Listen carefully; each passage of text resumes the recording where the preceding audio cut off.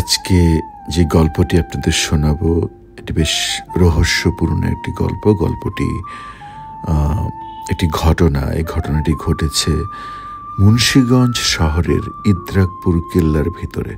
ইদ্রাকপুর কেল্লা যারা গেছেন বা দেখেছেন তারা জানেন যে এটি বেশ পুরনো একটি কেল্লা। 1660 সালে তৈরি করেছিলেন এই বাংলার সুবাদার, মানে মুঘল সাম্রাজ্যের যিনি সুবাদার ছিলেন বাংলা অঞ্চলের, তার নাম মীর জুমলা। তিনি বানিয়েছিলেন। এই ইদ্রাকপুর কেল্লার মতো আরও দুটো কেল্লা আছে নারায়ণগঞ্জে, দুটোই নারায়ণগঞ্জে। একটি হলো নারায়ণগঞ্জ হাজীগঞ্জ দুর্গ, আর একটি হলো নারায়ণগঞ্জ সোনাকান্দা দুর্গ। যে এই তিনটি দুর্গ দেখতে মোটামুটি একই রকম। তো ইতিহাস থাক একদিকে, আমরা আসলে চলে যাই সেই ঘটনায়। এবং আপনারা জানেন এই যে মুন্সিগঞ্জের ইদ্রাকপুর কেল্লা বা এরকম কেল্লাগুলি যেগুলো আছে বা যে ফোর্টগুলো আছে সেগুলো কিন্তু সরকার সংরক্ষণ করে, সেখানে লোকজন বসবাস করে, চাকরি করে। তো সেখানে এরকম একটি পরিবার থাকতো যিনি ভদ্রলোক চাকরি করতেন সেই মুন্সিগঞ্জ কেল্লাতে, ফোর্টে, এবং তার স্ত্রী ছিলেন। তাদের একটি চমৎকার একটি কন্যা সন্তান হয়, অসম্ভব সুন্দর ফুটফুটে একটি কন্যা সন্তান। সেই কন্যা সন্তানকে তারা ফুলের নামে নাম রাখেন জুই। তো জুই এতই চমৎকার, এতই সুন্দর, এবং জুই বড় হতে থাকে। মেয়েটা যখন 3-4 মানে এই বয়সটা যখন, তখন কেউ নাম জিজ্ঞেস করলে সে বলে তার নাম জোয়ারা। অদ্ভুত বিষয়, তার নাম তো জুই, সে জোয়ারা কোত্থেকে বলে? এবং এইটা এই এক কান দুই কান হইতে হইতে তার মার কাছে আসে, এবং তার মা তাকে একদিন জিজ্ঞেস করে, কিরে জুই, তুই নাকি মানুষকে তোর নাম বলিস জোয়ারা? হ্যাঁ, আমার নাম তো জোয়ারাই, তোমরা জুই ডাকো কেন? কেন, তোর নাম তো জুই, তোর নাম জোয়ারা হলো আবার কবে? বলে না, আমার নাম জোয়ারা।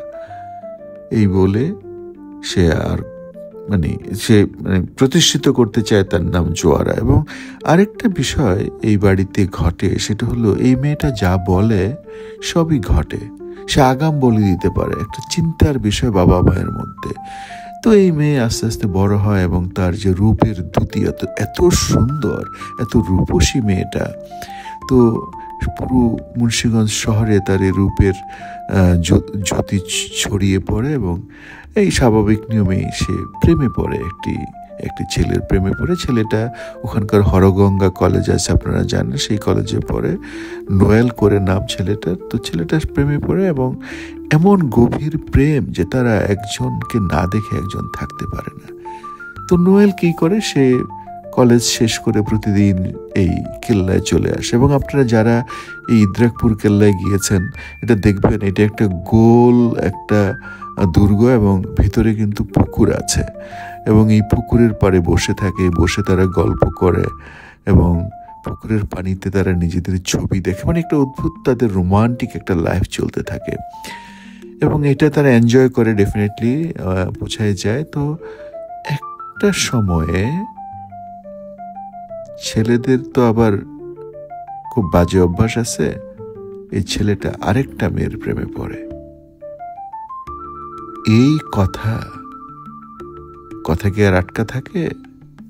জানতে পারে জুই, মানে জোয়ারা এটা জানতে পারে। জোয়ারা জানতে পারার পরে তার মধ্যে একটা অদ্ভুত প্রতিক্রিয়া হয়। সে ভাবতেই পারে নাই এই ছেলে তাকে রেখে, তার মতো রূপসী একটি কন্যাকে রেখে আরেকটি মেয়ের প্রেমে পড়বে। তো তারপরে কি ঘটলো, মেয়েটা একদিন তার মাকে গিয়ে বলল, মা, তোমাদের জোয়ারা তো চলে যাবে। এই কি বলিস? মা রেগে যায়। তারপর সত্যি সত্যি একদিন সে চলে যায়। কিভাবে চলে যায় জানেন? যারা এই দুর্গে গিয়েছেন, এই মুন্সিগঞ্জ কেল্লাতে গিয়েছেন, তারা জানেন ওখানে একটি সুড়ঙ্গ পথ আছে। এই সুড়ঙ্গ পথ দিয়ে সে হাঁটতে হাঁটতে চলে যায়, এবং কোথায় যায় তারপর আর ফিরে আসে না। এই জোয়ারার বাবা মা এবং অন্যান্য লোকজন মিলে সেখানে কুকুর পাঠিয়েছিল, বিড়াল পাঠিয়েছিল, তারাও আর ফিরে আসেনি। তো এই যে চলে গেল জোয়ারা, আর কখনো ফিরে আসেনি। জোয়ারা চলে যাওয়ার কয়েকদিন পর, মানে 3-4 দিন পর নাকি ওই পুকুরের পানিতে ছেলেটার লাশ ভেসে উঠছিল। ওই যে নোয়েলের লাশ ভেসে উঠছিল। এটা একটা অদ্ভুত বিষয়, এবং তারা তো কোনোদিন কেউ দেখেনি যে নোয়েল এই বাড়িতে আসছে। সে তো অন্য মেয়ের প্রেমে আছে, এই বাড়িতে তো সে আর আসে নাই, কিন্তু এই পুকুরের পানিতে তার মৃতদেহ এবং তার সেখানে লাশ পড়ে আছে। এটা একটা অদ্ভুত বিষয়। সে যাই হোক, কিছুদিন পর তারা ভুলে যায়, তারা চেষ্টা করে এই সন্তানের শোক কাটিয়ে তারা থাকতে। তো চাকরি করে, চাকরি যেহেতু করতেই হবে। তো একটা পর্যায়ে গিয়ে ওই যে মালি নিয়ে আসে এই কিল্লার ভিতরের গাছগাছালি পরিষ্কার করার জন্য। তো মালি কয়েকজন আসে, তো ওরা গাছ কাটতে কাটতে বিভিন্ন জায়গায় পরিষ্কার করতে করতে একটা জায়গায় গিয়ে একটা গাছ দেখে তাদের সন্দেহ হয় এই গাছ কোত্থেকে এলো, এবং সেটা তারা ওই লোককে জিজ্ঞেস করে যেখানে চাকরি করে, ওই যে মানে জুইয়ের বাবা, যে আপনি এই গাছ কোথায় পেয়েছেন? কেন, এই গাছ তো আমি কিছু কোথাও পাইনি, এটা তো এমনি এমনি হয়েছে এখানে। বলছে না, এটা এমনি হয় না, এই গাছ তো সহজে পাওয়া যায় না, আপনি কোথায় পাইছেন এই গাছ? বলছে না, আমি আসলে পাই না, এটা এখানেই হয়েছে, এইভাবেই হয়েছে।